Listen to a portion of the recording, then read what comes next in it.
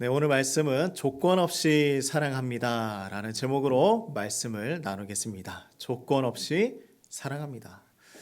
자, 조건 없이 사랑이란 말을 우리 자주 합니다. 조건 없이 사랑해야 합니다. 그래서 사랑하는 연인과 또한 우리 자녀들과 부모 사이에 우리는 조건 없이 사랑해야 해 라고 이야기를 많이 하죠. 하지만 막상 사랑해야 할 상황이 조건을 찾고 이유를 찾습니다. 그렇죠? 나에게 힘들게 하거나 어렵게 하면 조건을 찾아서 사랑하지 못할 이유를 발견합니다. 가끔 자녀들이 이런 말을 합니까? 엄마 나 사랑해? 라고 물어보고 있나요? 예, 물어보십니까? 이제는 물어볼 때가 너무 지나기도 했고 또 이제 조금만 커도 이런 말을 잘 하지 않습니다. 근데 엄마 나 사랑해, 아빠 나 사랑해, 얼마나 사랑해 라고 이제 물어볼 때가 있죠. 그런데 아이가 말도 안 듣고 속상하게 하고 짜증 부리고 이러면 쉽게 이 사랑해 라는 말을 해주기 싫습니다. 그리고 거기에 조건을 붙이기 시작합니다. 네가 말을 잘 들어야 사랑하지, 그죠? 나에게 잘 해야 사랑하지. 누군가는 그렇게 얘기를 합니다. 우리가 또한 이것이 자녀와 부모와의 관계뿐만이 아니라 모든 상황에 이렇게 이유와 조건을 찾아가는 것이죠. 근데 부모와 다른 것이 아이들인 것 같아요. 뭐냐면 아무리 모진 말을 하고 눈물을 흘리게 하고 혼을 내어도 시간이 조금 지나고 나면 아이들은 금세 옆에 와서 조잘조잘 이야기도 하고 엄마를 찾고 아빠를 찾습니다. 부모보다 아이들이 조건 없는 사랑을 더 잘하고 있는 것 같아요. 그러면 예수님과 우리는 어떤 사랑을 하고 있을까? 자, 우리 지난주의 말씀이 기억나십니까? 예수님은 지난주 말씀에서 안식일에 허리가 구부러진 여인을 고쳐주셨습니다. 근데 안식일에 고치다 보니 그곳에 있던 회당장이 화를 내기 시작을 했어요. 안식일에 일을 했다라는 것이죠. 예수님의 사랑을 방해하는 모습이었습니다. 사랑하지 못하게 방해하고 있는 것이죠. 하지만 예수님은 어떻게 이 땅에 오셨습니까? 수고하고 무거운 짐진 자들아 다 내게로 오라. 내가 너희를 쉬게 하겠다. 이 목적을 두고 이 땅에 오신 것이죠. 그래서 안식일의 진정한 의미는 무엇이냐면 이 땅에 고통을 받고 있는 많은 사람들에게 그들의 고통을 해방시켜주고 그들의 이 땅에서 살아가는 그들의 어려움을 돌보시면서 그들을 구원하시기 위해 오신 것이 바로 예수님이셨다. 그래서 예수님은 그러한 율법과 규정보다 무엇으로 다가오셨습니까? 사랑으로 다가오신 분이 바로 예수님이셨습니다.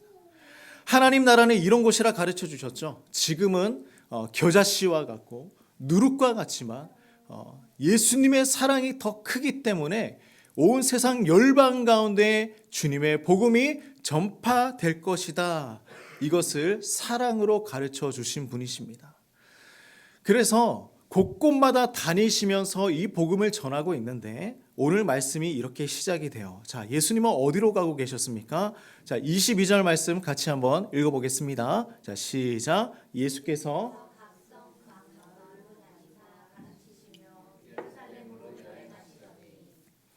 예수님께서 각 성과 마을의 곳곳에 다니시면서 복음을 가르쳐 주셨습니다. 그리고 지금 어디로 여행하고 있습니까? 예루살렘으로 여행을 하고 있어요. 우리가 성경 공부하면서 배웠듯이 예루살렘으로 가는 것은 단순히 여행이 아니라고 했습니다. 지금은 예수님께서 그 예루살렘을 돌아보기 위해서 가시는 것이지만 그곳을 가는 목적은 항상 동일합니다. 무엇입니까? 이제 십자가를 지어야 하는 곳, 내가 죽을 수밖에 없는 곳, 이 땅에 있는 백성들을 위해서 내가 고통받아야 하는 곳을 바로 예루살렘이라고 생각하셨던 것이었죠. 바로 이곳에서 사랑을 실행하십니다. 자, 그런데 이 길을 가다가 한 사람이 나타나요. 예수님에게 와서 질문을 합니다. 자, 23절 같이 읽어보겠습니다. 어떤 사람이 여짜오되 주여 구원을 받는 자가 적으니까 그들에게 이르시되. 예수님에게 질문을 해요. 구원받는 사람이 적습니까? 라고 질문을 하는 거예요. 예수님께서 겨자씨와 누룩 이야기를 하다 보니까 사람들이 이런 생각을 합니다. 겨자씨 작지, 누룩 보잘것없지. 그러니 구원받는 사람이 적을 거야 라고 생각을 했던 것이었죠. 그리고 곳곳에 다니면서 예수님께서 말씀을 전하셨는데 이상한 거예요. 예수님이 말씀을 전하시면 수많은 사람들이 돌아오고 예수님을 믿고 따라가야 하는데, 그런데 유대인들을 보니까 반응이 미미합니다. 뭔가 이상해요. 그리고 그들이 대적하기 시작합니다. 예수님을 죽이려고 합니다. 이런 모습들을 보다 보니까 사람들이 어떤 생각을 하냐면, 구원받는 사람이 적은가? 예수님을 믿는 사람들이 많지는 않은가? 이런 생각을 하기 시작하는 것이죠. 복음을 전하는데 듣지 않아요. 근데 예수님은 이렇게 계속 얘기를 하시는 거예요. 뭐냐면 하나님의 나라는 확장될 거야. 하나님의 나라는 커질 거야. 나중에 큰 나라가 될 거야. 계속해서 이런 이야기를 하시는 것입니다. 사람들이 보기에는 허황된 꿈처럼 보이는 거예요. 자, 우리 다 꿈이 있으십니까? 꿈을 가지고 살아가십니까? 저도 꿈이 있습니다. 그런데 그 꿈이 무엇이냐면 하나님께서 많은 성도님들을 보내주셔서 은혜를 베풀어 주신다면 300명 이상이 되면 그때는 더 확장시키지 않고 분립을 하겠다라는 것이 저의 꿈입니다. 그런데 이런 이야기를 제가 이제 개척하기 전에 어떤 분하고 했었어요. 그런데 그분이 뭘 하시냐면 저에게 그렇게나 되고 말씀하세요 라고 하면서 핀잔을 좀 주셨습니다. 저는 상처받았어요. 그래서 꿈이 너무 작았던 것인가? 아니면 내가 교만했던 것인가? 그런 시간들이 있었습니다. 그런데 뭐냐면 꿈은 크게 가지려고 했는데 내가 말을 잘못한 것인가? 물론 저의 인간적인 생각이었을 수도 있고 욕심이었을 수도 있습니다. 하지만 하나님의 일에는요, 욕심이 있어야 해요. 하나님의 일에는 욕심이 있어야 합니다. 복음을 전하고 구원받는 사람이 수도 없이 많아지는 그 꿈을 가지는 건 아무리 커도 모자란 것이죠. 복음을 전하는 것은 확장성이 있어야 하는 것입니다. 왜 그럴까요? 예수님 말씀하셨기 때문이에요. 겨자씨와 누룩처럼 자라가는 것이 하나님의 나라이기 때문입니다. 자, 그래서 우리가 여기에서 중요한 포인트를 하나 짚고 넘어가 보길 원합니다. 뭐냐면 이 사람의 질문을 한번 생각해 보세요. 예수님에게 구원받는 사람이 적습니까? 질문이 괜찮은가? 구원받는 사람이 적습니까? 궁금했을 거예요. 질문이 틀린 것이 아니에요. 하지만 초점이 잘못된 것입니다. 뭐냐면 구원받는 사람이 적습니까? 이것이 아니라 저는 구원받을 수 있습니까? 라고 예수님에게 물어봐야 하는 것이죠. 그래서 예수님은 이 사람의 질문에 대해서 대답하지 않으십니다. 어떻게 반응하시냐면 적다 많다라는 것이 아니라 다음과 같이 이야기하세요. 자, 24절 말씀 같이 한번 읽겠습니다. 시작. 좁은 문으로 들어가기를 힘쓰라. 내가 너에게 이르노니 들어가기를 구하여도 못하는 자가 많으리라. 좁은 문으로 들어가기를 힘쓰라. 이렇게 그에게 얘기하고 있는 것입니다. 구원받는 사람이 적습니까? 라고 물어봤는데 너는 좁은 문으로 들어가기를 힘써야 한다 라고 이야기를 하고 있죠. 쏟아 부으라는 거예요. 힘을 써야 한다라고 이야기하고 있습니다. 많은 사람이 들어가려고 하지만 들어가지 못하기 때문이라 말씀합니다. 구원의 문이 좁기 때문이죠. 자, 무슨 말씀일까요? 자, 부천 소사공원을 다 가보셨습니까? 거기에 가보면요, 뱃살에 따라서 통과할 수 있는 문이 있습니다. 네, 한 번씩 이렇게 다 한번 들어가 보셨습니까? 네, 곳곳에 가면, 공원에 가면 이런 문이 있어요. 근데 그 넓이마다 뭐 10cm, 20cm 뭐 이렇게 해서 10대, 20대, 30대, 40대, 50대가 통과할 수 있는 그 폭이 점점 넓어집니다.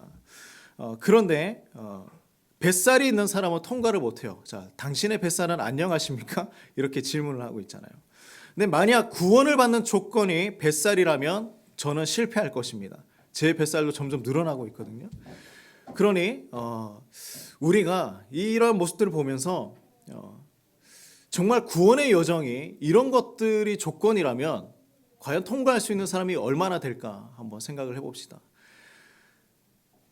구원의 문은 이러한 공원의 도구처럼 단순히 좁은 문, 작은 문 이런 것을 이야기하는 것이 아니에요.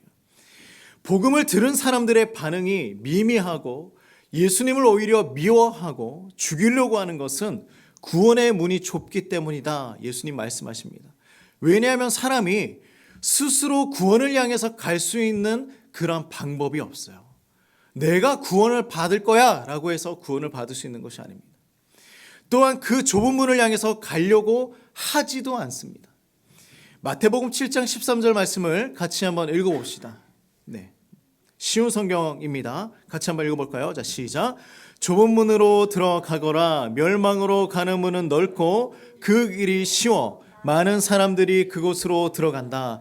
그러나 생명으로 가는 문은 작고 그 길이 매우 좁아 그곳을 찾는 사람이 적다라는 것입니다. 구원에 이르지 못하는 이유를 설명하고 있어요. 멸망으로 가는 문은 넓고 쉬워서 사람들이 가고 싶어 해요. 넓고 쉬운 길은 누구나 가고 싶어 합니다. 그러나 그곳은 잘못된 선택이다. 구원으로 가는 문은 좁고 힘들기 때문에 가지 않습니다. 하나님 나라의 시작이 미미한 이유가 무엇일까요? 작기 때문이에요. 좁아 보이기 때문입니다. 힘들어 보이기 때문입니다. 왜 좁을까요? 왜 힘들까요? 이유가 무엇입니까? 오직 예수님 한 분만 바라봐야 하기 때문입니다. 오직 예수님 한 분만 따라가야 하기 때문입니다. 예수님 한 분만 믿는 것. 그런데 나도 아니에요. 그렇죠? 다른 어떤 신도 아닙니다. 수많은 사람들이 이렇게 생각합니다. 뭐냐면 그냥 구원을 받을 수 있다니 이것이 과연 가능한가 의심하기 시작합니다. 조건을 갖다 붙이기 시작합니다. 그래서 사람들은 내가 구원받을 수 있는 길을 다양하게 찾기를 원해요. 내가 구원받을 수 있는 방법이 하나인 것은 별로 마음에 들지 않아요. 다양했으면 좋겠어요. 내가 이렇게 해도 구원받을 수 있고 저렇게 해도 구원받을 수 있으면 좋겠다라고 생각합니다. 그래서 사람들은요, 다양하게 만들어 갑니다. 심지어 예수님이 아는 다른 방법을 찾기 시작해요. 나의 힘으로 어떻게 해보겠다. 내가 선한 행동하면 구원받을 수 있을 거야. 이렇게 생각하기 시작하죠. 도리어 이런 모습 때문에 예수님 뭐라고 하십니까? 구원받을 수 있는 문이 좁다라는 것입니다. 이렇게 생각하는 수많은 사람들이 있기 때문이죠. 그러므로 예수님 말씀하십니다. 좁은 문으로 들어가기를 힘쓰라. 노력해라. 최선을 다해라. 쏟아 부어라. 사실 하나님의 은혜는요, 스스로 노력하여서 얻을 수 있는 방법이 없어요. 아무리 우리가 노력하고 아무리 우리가 선한 행동한다고 해서 하나님의 은혜를 받을 수 있는 것이 아닙니다. 하나님께서 은혜를 주셔야 가능한 거예요. 힘을 쓰라라는 말씀은 무엇이냐면 예수님을 알기 위해서 내가 간절히 바라고 어떠한 대가를 치르더라도 힘을 다해서 주님 따르겠습니다 라는 그러한 결단이 있어야 하는 것이죠. 그래서 예수님은 다음 말씀으로 우리의 생각을 붙들어주고 있습니다. 자, 25절 말씀 같이 한번 읽어볼까요? 자, 시작. 집주인이 일어나 문을 한번 닫은 후에 너희가 밖에 서서 문을 두드리며 주여 열어주소서 하면 그가 대답하여 이르되 나는 너희가 어디에서 온 자인지 알지 못하노라 하리니. 이 문은 항상 열려있는 문이 아니라는 것입니다. 무엇이냐면 다시 닫힐 때가 온다. 예수님 다시 오시는 그날이 이 문이 닫히는 날이다. 그때는 방법이 없다라고 말씀하십니다. 근데 사람들은 이렇게 말할 거예요. 자, 26절 말씀 같이 한번 읽어봅시다. 시작. 그때 너희가 말하되 우리는 주 앞에서 먹고 마셨으며 주는 또한 우리를 길거리에서 가르치셨나이다 한다. 그때가 되어서 문이 닫히고 난 다음에 사람들이 뭐라고 얘기합니까? 주님, 그때 제가 예수님과 함께 앉아서 밥 먹지 않았습니까?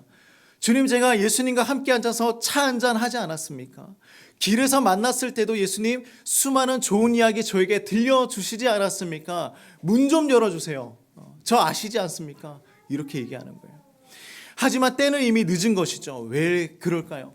예수님 만나고 복음을 들었지만 예수님 말씀 참 좋은 말씀이네 라고 생각했지만 그 다음이 없었기 때문이었습니다. 예수님을 만났는데 변화가 없었어요. 좋은 분이셨지. 아픈 사람 고쳐주셨지. 하지만 예수님은 나와 상관없는 분이었기 때문입니다. 나와 깊은 관계가 없었기 때문이었습니다.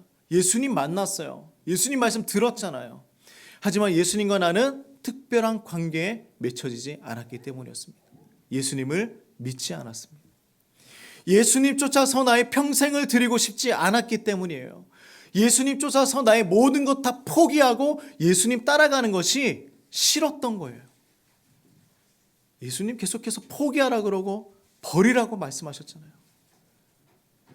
저는 아직 예수님 따라갈 준비가 되지 않았습니다. 우리가 그렇게 살아갔기 때문이었죠. 자, 많은 사람들은 좁은 길, 예수님이 유일한 길이라고 하면 부정적으로 생각해요. 왜요? 길이 하나밖에 없기 때문에. 많은 다양한 길이 좋지 하나밖에 없는 그 길 저는 가고 싶지 않습니다. 문이 좁다는 의미는요, 통과하기 어렵게 만들어서 그 문을 통과하지 못하도록 만든다는 이야기가 아니에요. 예수님 지금 하시는 이야기는 뭐냐면 그 좁은 문이지만 지금도 열려 있다. 그 문이 열려 있으니까 힘써서 그 문에 들어갈 수 있도록 지금 노력하자. 그 이야기 말씀하고 있는 것입니다. 지금 이 좁은 문은 열려 있습니다. 지금이 중요한 거예요. 예수님을 그냥 아는 분으로 살아갈 것인가, 아니면 예수님을 내 안에 모시고 구원받은 사람으로 살아갈 것인가. 기회가 있을 때 잡아야 하는 것입니다. 자, 29절 30절 말씀 같이 한번 읽어봅시다. 시작. 사람들이 동서남북으로 와서 하나님의 나라 잔치에 참여하리니 보라,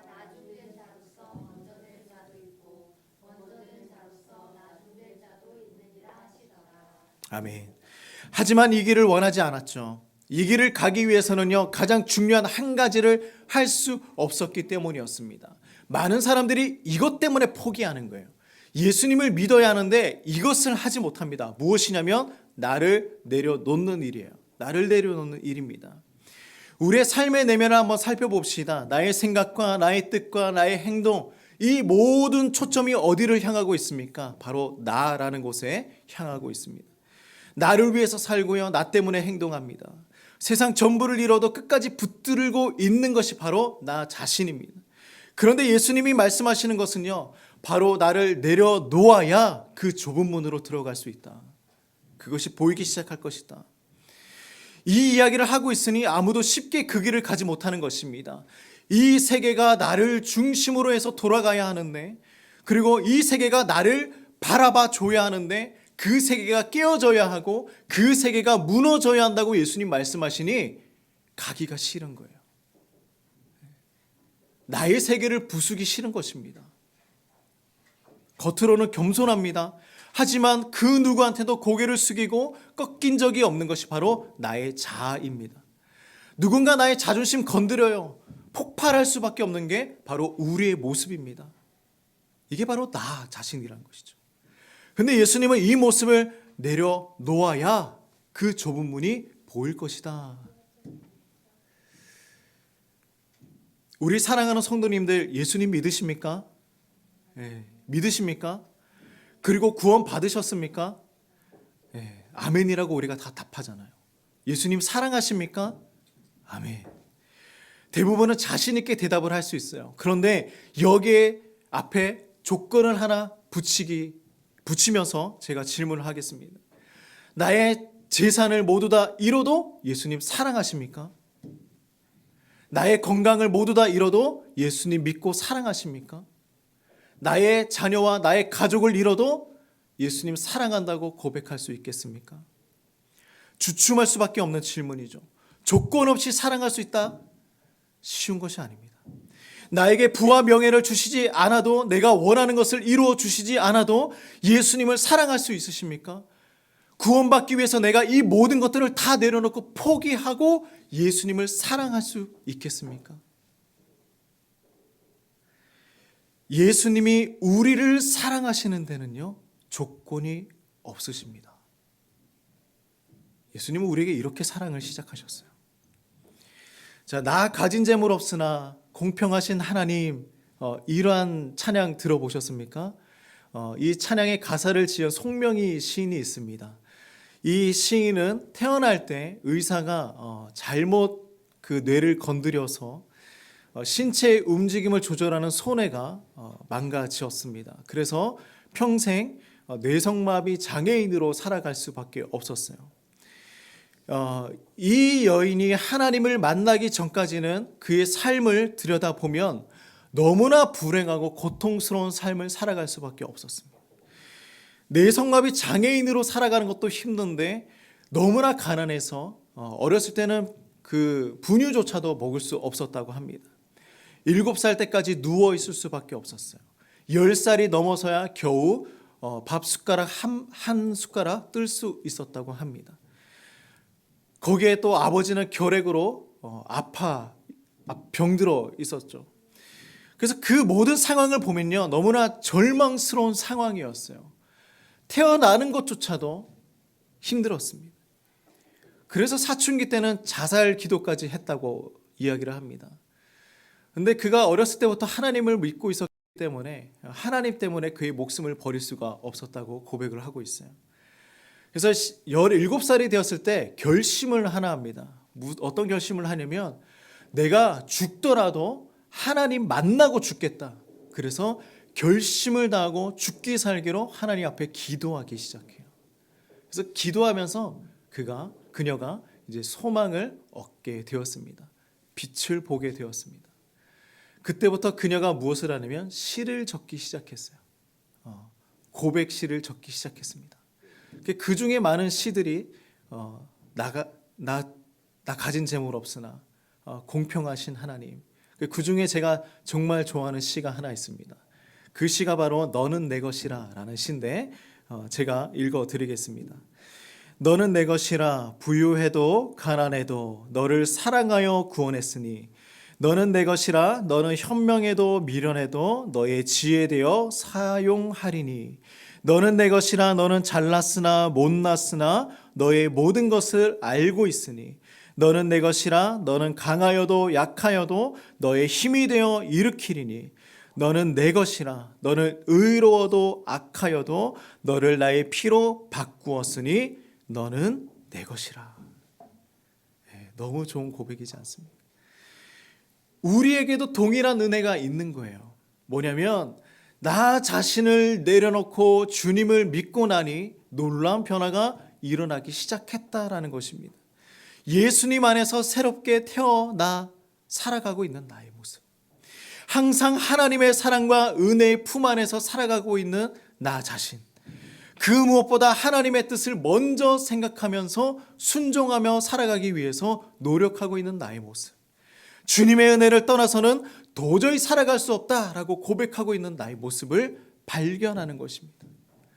우리 모두 그 주님의 은혜 없이는 살아갈 수 없는 것을 알고 있지 않습니까? 그렇지만 누군가는요, 우리를 계속 그 좁은 문이 아니라 넓은 문으로 가게끔 유혹하고 있습니다. 마치 예수님에게 이야기하는 어떤 바리새인처럼 그렇게 하는 것이죠. 자, 31절 말씀 같이 한번 읽어볼까요? 시작.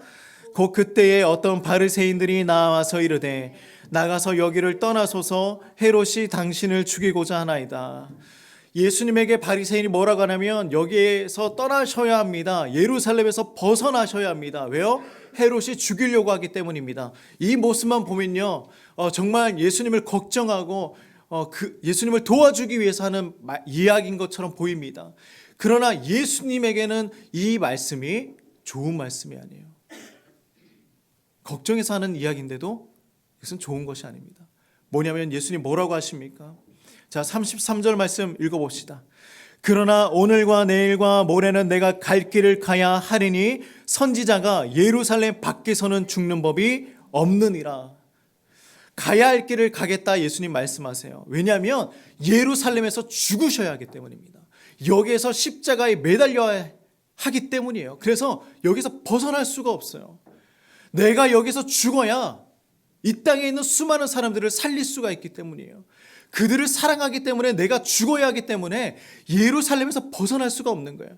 헤롯이 무엇을 하든지 그가 나를 죽이려고 하든지 그것은 나와 상관이 있는 것이 아니다. 나는 여기서 죽어야 한다. 예수님의 마음이 느껴지십니까? 도대체 예수님의 사랑에 조건을 찾으려고 해도 조건을 찾을 수가 없어요. 그저 우리를 위해서, 그저 우리를 사랑하시기 위해서, 우리를 구원하시기 위해서 이 길을 가셔야 하는 분이셨습니다. 예수님의 애절한 사랑을 다음과 같이 표현하십니다. 자, 34절 말씀이에요. 읽어봅시다. 시작. 예루살렘아 예루살렘아 선지자들을 죽이고 내게 파송된 자들을 돌로 치는 자여 암탉이 제 새끼를 날개 아래에 모음같이 내가 너희의 자녀를 모려 한 일이 몇 번이냐? 그러나 너희가 원하지 아니하였도다. 자신의 새끼를 날개 아래로 모으는 그 엄마 닭처럼 예수님께서 우리를 그렇게 모으시기 위해서 최선을 다하고 계셨다. 엄마 닭이 병아리를 막 자기 날개 아래 모으는 거예요. 예수님이 우리를 그렇게 모아주시는 것입니다. 자, 우리 시편 57편 1절에서 4절 말씀 같이 읽어보겠습니다. 시작. 하나님이여 나의 부르짖는 소리를 들어주소서. 내가 드리는 기도에 귀 기울여 주소서. 내가 먼지 구덩이에서 주를 부릅니다. 내 심장이 떨려 힘이 없을 때에 내가 주를 부릅니다. 나를 높은 바위 위에 옮겨다 주소서. 주는 나의 피난처이시며 원수들을 막기 위해 세운 굳건한 망대이십니다. 나는 주의 성막에 영원히 살며 주의 날개 아래로 피하겠습니다. 아멘. 제일 안전한 곳은 주님의 날개 아래입니다. 여기에서 벗어날 이유가 없어요. 더 이상 도망가지 않으시기를 부탁드립니다. 내가 원하는 조건과 맞지 않다고 거부하지 않으시기 바랍니다.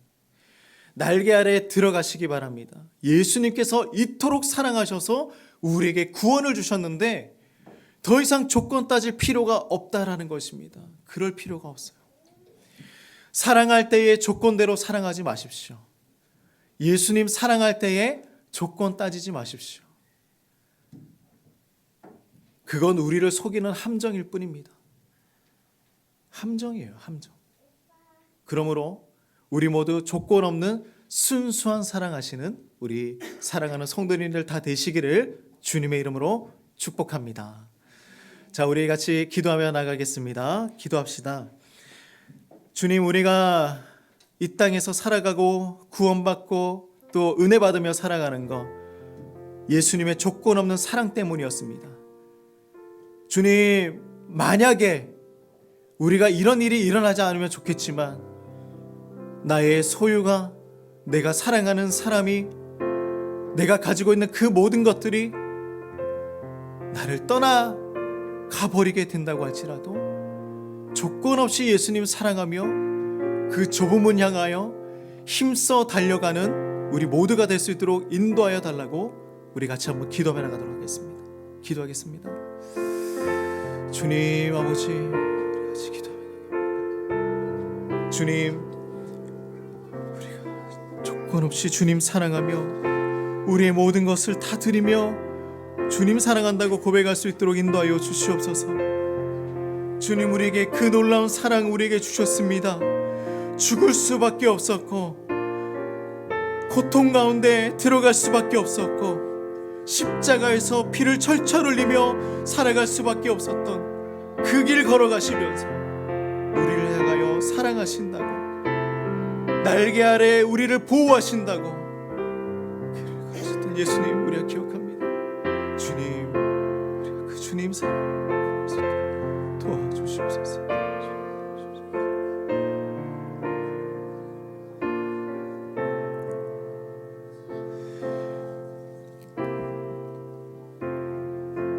주님 아버지, 우리를 놀랍도록 조건 없이 사랑해 주시고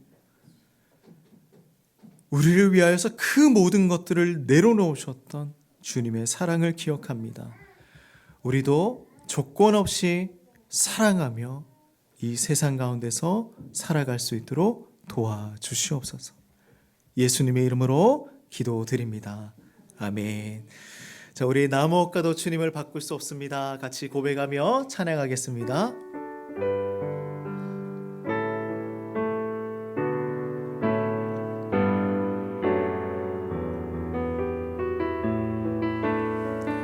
나무 억가도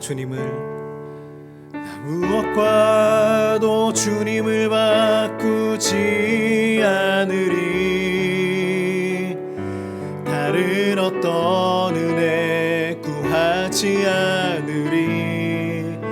오직 주님만이 내 삶의 도움이시니 주의 얼굴 보기 원합니다. 나무 억가도 주님을 무엇과도 주님을 바꾸지 않으리.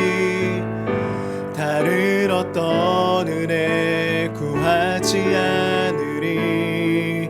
오직 주님만이 내 삶의 도움이시니 주의 얼굴 보기 원합니다. 주님 사랑해요. 주님 사랑해요. 온 맘과 정성 다해 하나님의 신실한 친구 되기 원합니다. 주님 사랑해요. 주님 사랑해요.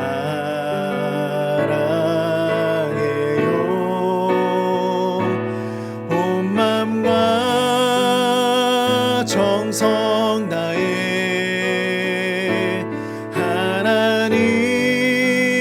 하나님의 신실한 친구 되기 원합니다.